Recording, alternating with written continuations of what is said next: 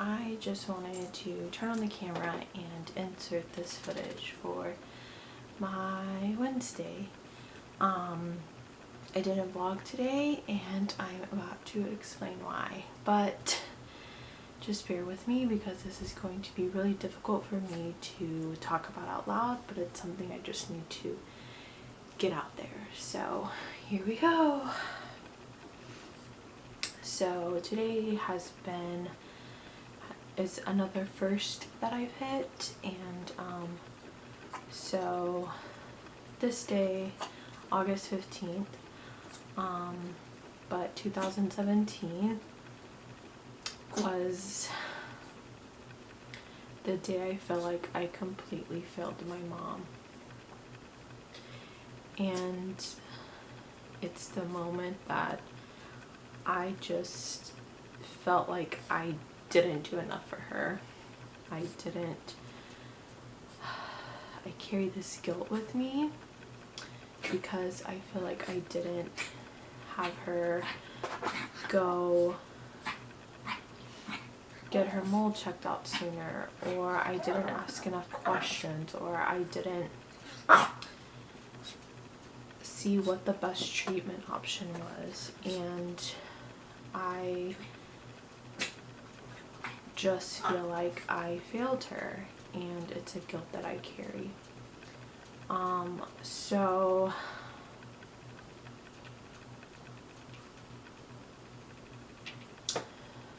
this is a day when we found out that she would be put on hospice, and I just wanted to kind of take y'all through this day, and kind of rewind just a little bit. So my mom had undergone 2 brain surgeries in the matter of 2 months, and after her second brain surgery she had recovered a lot faster, and we really thought that she was gonna like pull through and she was gonna make it and it was gonna be great, and she had finally, you know, kind of beaten this thing. And we had taken a road trip from Phoenix because she had her second brain surgery in Phoenix because we were actually visiting family, and she had a seizure, which the MRI results came back and she had a bleeding tumor which caused her first seizure and what was the cause of her first brain surgery. So it's just like a repeat of what happened the first time, just a different location. And I will go into more detail about these things, but this is kind of just gives you a background.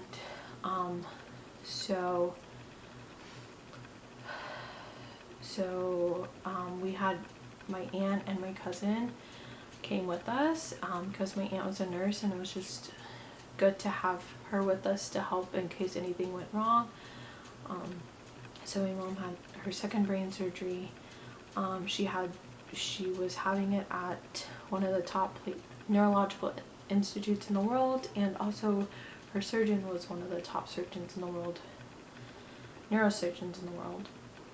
So she recovered really, really well, and I don't know, the whole time I was just like, there's a reason that we're taking this road trip, there's a reason we're making these memories.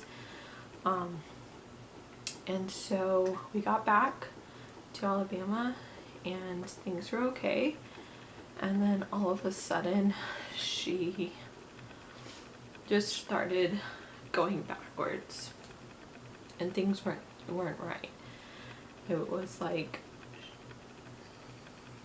the symptoms she had when she had undergone her seizures, and so it was really worrisome. And when we got back, she started a specific type of radiation where they pinpoint the area, and it's like CyberKnife, if you've ever heard of it, and it's a pinpoint, more accurate way of putting the radiation in. So she completed her rounds of that, and during that time things were fine. But But then about 2 weeks later, things just weren't looking good. She was just, I don't know if regressing is the right term. And so she called her radiation oncologist, and he ordered a stat MRI, which led to August 15th. And that whole day just felt weird. I remember driving, and we parked in the parking garage, and we go. She was also supposed to be having treatment, and they were going to do this MRI and just figure out what was going on. So we go inside, and we're in the waiting room, and they decided to go ahead and she had a port because she was getting like a infusion treatment. It's like a form of chemo, I guess you could say. It's not as aggressive as chemo. And so but she had a port because it was easier to access. Instead of getting an IV each time, she just, they just accessed that, and that's how they infused the medicine. And so I, always went back with her. And one thing I really liked about the cancer center here in Alabama is that it's very kind of luxurious looking, and I used to always say, like, it looked like she was going on a trip to Malaysia or somewhere fancy. Like, she looked like she was in first class. Like, they have these really cool pod things. And so we go back to her pod, and we're just kind of waiting around, and it's really taking a long time. And so they have to wait like on the medicine to be approved and to be sitting down from the lab and all of that. But so during that time, they were like, we're gonna go ahead and go do your MRI. So I go with her. This is the first time I actually ever got to go like past the waiting room and into like the back. Obviously not in the room where the machine is, but in a different kind of waiting room. So I go with her. They put her in a wheelchair and they wheel her. And so we do that. I have to help change her because at this point it was really hard for her to walk. She was really weak. But little did we know it was because her brain was failing her. So we get back from the MRI, and we're just sitting there waiting for treatment to begin. And during that time, we're like really hungry. It's like 2 o'clock, and we're trying to figure, or maybe not that late, but we were like planning on going to Zoe's kitchen afterward. And so then the nurse comes out and was like, Dr. Crew would like to see you. Dr. Crew is her radiation oncologist. Very good doctor, and just had a good heart. And so we get up and we go to a like patient room, a more private room. And as we're walking, I'm helping Mom, and as we're walking I see Dr. Crew's face, and I knew that from his face this was not good. And so we go into the room, and it was just me and Mom, and he basically tells her, well, us, that there's nothing more that they can do or that he can do. And the word hospice came up, and it's like, wait, what? Like, what do you mean hospice? Because you know, I knew what that place represented. So, you know, he tells us, and he gives us a, you know, he talks with us and everything, and he leaves the room, and Mom and I are just like, it felt like a really bad nightmare. And I remember just, I was the one who was like breaking down, and sorry, I have multiple Kleenexes. I was the one who was breaking down And my mom was just like so stoic. Like, it was just unbelievable how calm she was, knowing that in a 6 months time she was most likely going to be in heaven. So we just stayed in the room and just cried and had a moment to ourselves. And being that there was nothing more we could do, obviously she wasn't going to be having treatment that day. So we go back to where they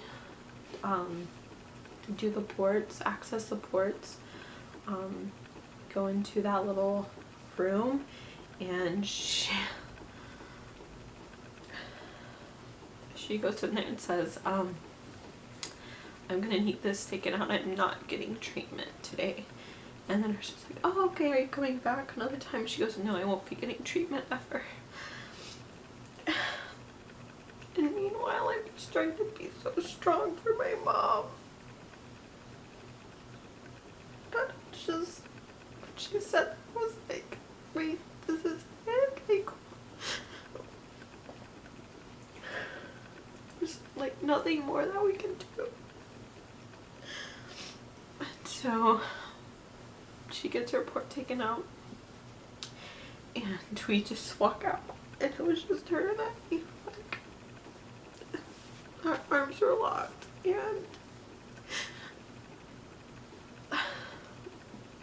we just walked out as strongly as we could, because we just didn't want others really like asking like, okay, and just we got to the car and we both looked at each other, and my mom was like, I'm not hungry anymore, and I was like, I'm not either. So we never went to Zoe's, and we went home. And at that point we knew we didn't want to tell my dad until he got home, because that's not something you share over the phone, well, at least with like him. And so when he got home, you know, we had to tell him like, hey, we really need to talk to you, because he knew about the doctor appointment, obviously. And so we sat down and we, you know, my mom looked at him and said, there's nothing more that we can do. And my dad and I both carry the skill that we feel like we wish we could have done more. And on that day particularly, it hit me that I had failed her, and so then we had to tell my sister, and then the first person my mom called was my aunt, and that was probably like one of the hardest phone calls I had to hear, and just having to sit next to my mom as she called all of her siblings to tell them that, you know, this was it basically.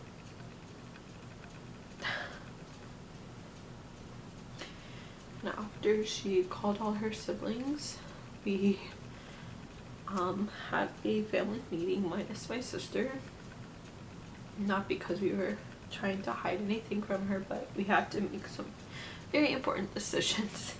So we went to my parents' closet and we sat in there, and one of the hardest conversations I had to have was what my mom wanted to have at her funeral.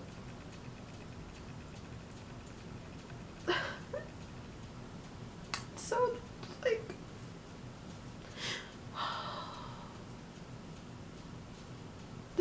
we pulled out a notebook and we just wrote down everything she wanted.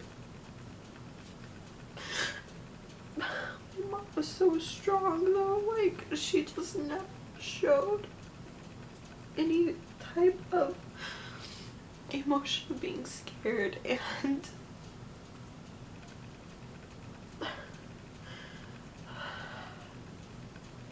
So it's hard to believe a year later that, you know, this day will be a day I never forget. And I just remember this day like it was yesterday. And I didn't realize that after we got the news my mom would be on hospice 2 months later, she would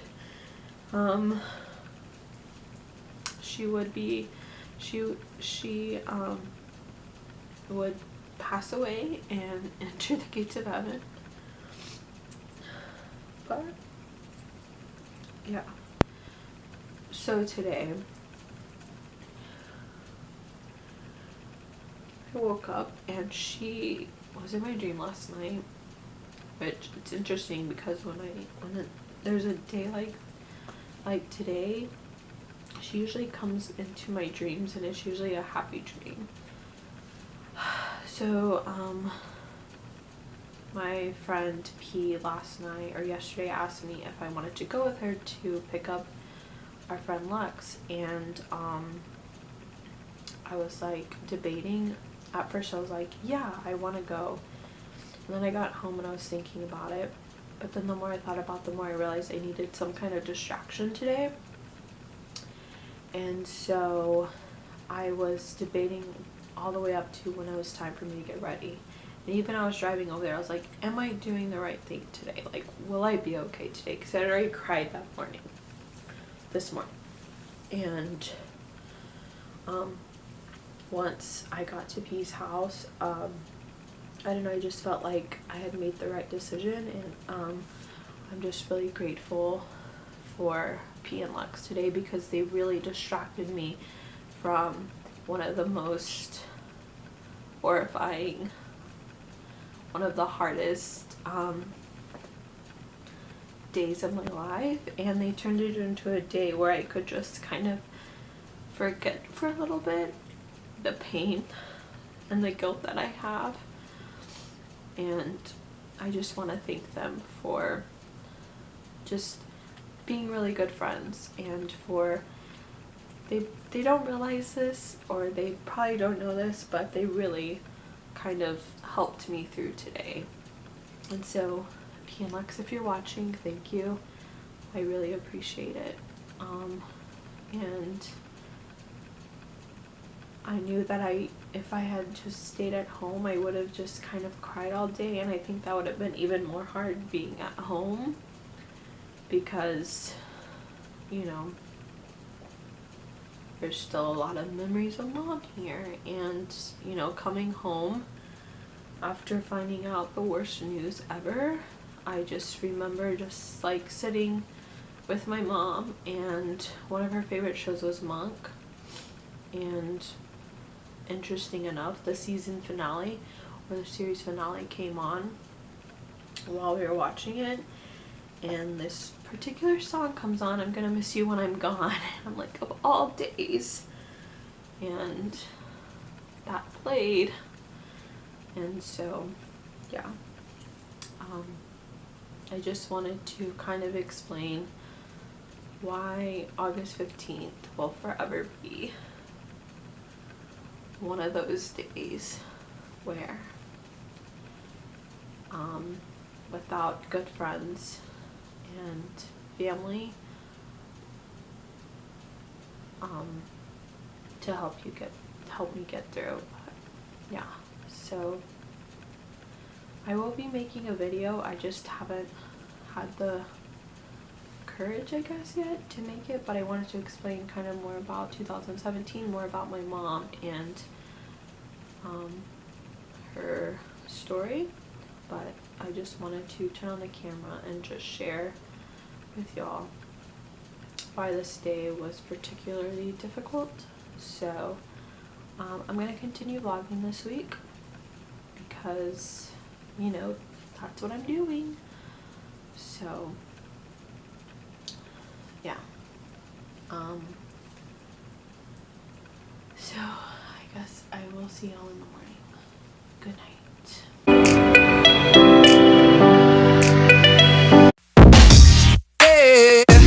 No, no, no, no, no, no.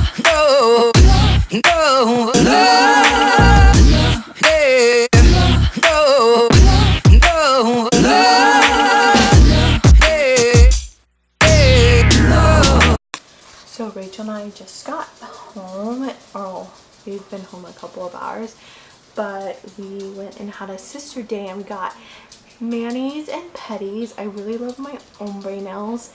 My friend Lex had ombre nails. She still has them, I guess, but she sent me a picture of them, and then I've seen them like in person and they look so cute, so I asked her if I could copy her, and so now I'm part of the ombre club. So we're gonna have dinner and just chill. It's pouring down rain outside right now, so that's great. So yeah. So I wanted to show y'all the pizza that we love. This one is the Protein Lovers Pizza, Sweet Earth, high fiber, good source of iron, and this is what the crust is made out of. So you've got quinoa, chia seeds, flax seeds, and I do not know how to pronounce that. So if you know how to pronounce that, let me know. And then it's plant-based protein, roasted yellow and red bell pepper, and Tuscan savory grounds, zesty marinara. This pizza is so good. And then we also are having a bruschetta gluten-free pepperoni pizza.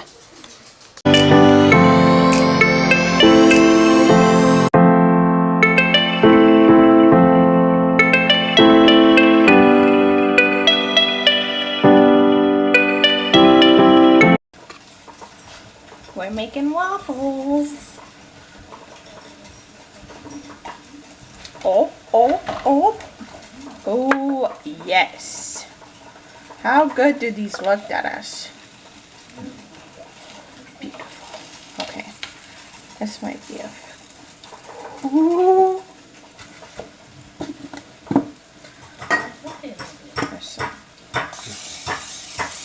Huh? With your phone.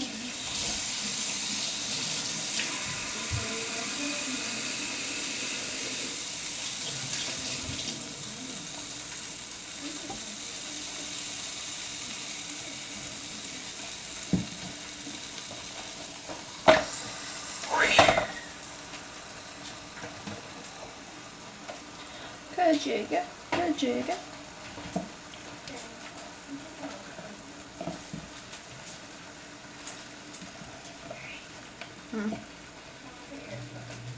Come look at what? What am I looking at? Why? What's she doing? Hi!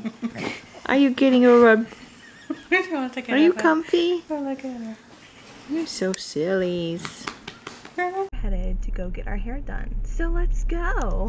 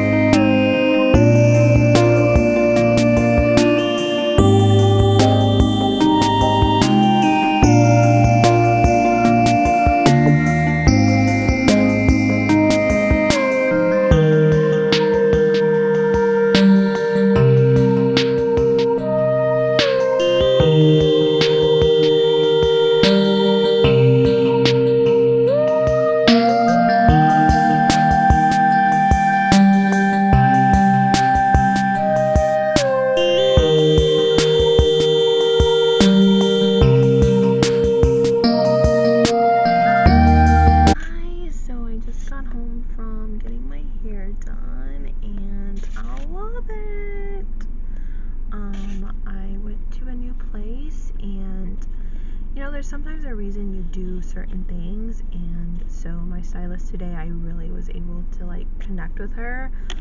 She had also lost her mom, and so I don't know, I just felt this like strong connection to her, and so I'm just really glad I decided to check this place out. And yeah, and I'm really happy with my hair, and it was good. So we're gonna be going to a Latino fest tonight, so that'll be fun. And sorry, I'm just like, I love when I get my hair done. Ugh, feels so good. So yeah, I will show you some of that.